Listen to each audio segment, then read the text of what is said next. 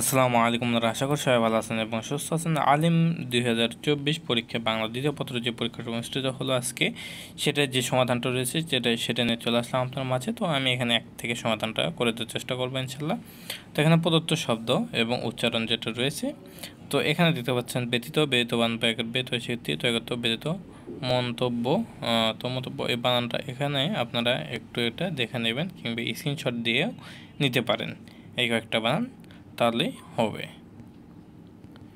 এরপরে আসি 2 নং প্রশ্নের উত্তরে। প্রদত্ত শব্দ এবং শুদ্ধ বানানের ক্ষেত্রে এখানে তো মন্ত্রিসভা, তো মন্ত্রিসভা এখানে দেখতে পাচ্ছি যে মন্ত্রী বানান যেটা রয়েছিল ওখানে দিনটা নয় তো হিস্যি হবে। এরপরে অধ্যয়ন, তো অধ্যয়ন ধয়ে জফলা আকার বাদ যাবে শুধু। এখানে নূপুর, নূপুর বানান এখানে আপনি নয় দিনটা নয় হস্য আসছিল, এখানে দিনটা নয় দুর্গকার হবে। এরপরে উচ্ছ্বাস, উচ্ছ্বাস এখানে শুদ্ধ মান হচ্ছে চয় ছ বয়াগের বা দিনদের স, এটা হবে। প্রতিযোগিতা, তো প্রতিযোগিতা, তো এখানে আপনার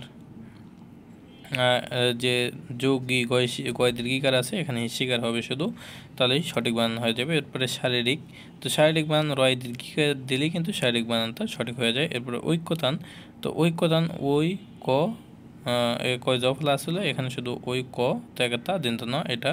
মরিচিকা, মরিচিকা রয় দীর্ঘিকার, এখানে শুধু রয় দীর্ঘিকার দিলেই কিন্তু শুদ্ধ মানটা হয়ে যাবে। এরপরে আমরা আসি 3 নম্বর প্রশ্নের উত্তরে। তো 3 নম্বরের এখানে 1 নম্বর যেটা এসেছিল সেটা এখানে হচ্ছে ব্যাকরণিক যে শব্দশ্রেণী সেটা হচ্ছে ক্রিয়া বিশেষণ। এরপরে 2 নম্বরটা হচ্ছে বিশেষণ। এরপরে 3 নম্বরটা হচ্ছে আপনার অনুসর্গ। এরপরে আপনার এখানে 4 নম্বরটা হচ্ছে যোজক। এরপর 5 নম্বরটা হচ্ছে বিশেষ্য। এরপরে আপনার 6 নম্বরটা হচ্ছে এখানে আবেগ শব্দ। এরপরে পরন্ত বিকেল মানে হাঁটতে ভালো লাগে, এখানে আপনার বিশেষণ এটা। এরপরে রাষ্ট্রের যেটা রয়েছে সেটা হচ্ছে আপনার বিশেষ্য। এরপরে 4 নম্বরে আসি। তো 4 নম্বরে প্রদত্ত শব্দ এবং ব্যাস বাক্য সমাসের নাম। তো মায়ের ঝিয়ে, মানে এখানে মায়ে ও ঝিয়ে মানে তত্ত্ব। এরপরে আপনার গালাগালি, এখানে এখানে আপনার গলায় যে মিল, গলাগলি মানে গলায় গলায় যে মিল।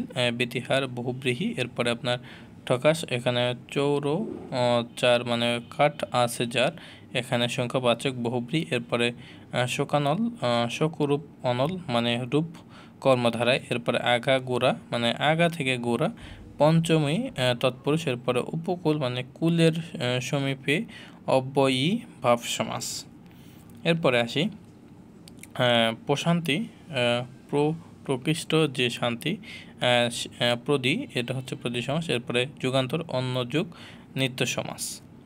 এরপর আমরা আসি 5 নম্বরে। তো 5 নম্বরে এখানে আপনার প্রদত্ত বাক্য বা এখানে রূপান্তরিক যে বাক্য রয়েছে সেগুলো। তো এখানে আপনার প্রথমটার অ্যান্সারটা এটা হবে যে মাতৃভূমিকে কেউই ঘৃণা করে না। এরপর দ্বিতীয়টা অ্যান্সার হবে এখানে আপনার বিপদে অধীর হয় না।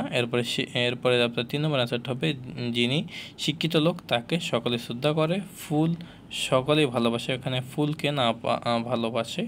এরপরে আপনার হৈমন্তী কোন কথা বলি না, মানে এটার অ্যান্সারটা হচ্ছে আপনার হৈমন্তী নিশ্চুপ রহিল।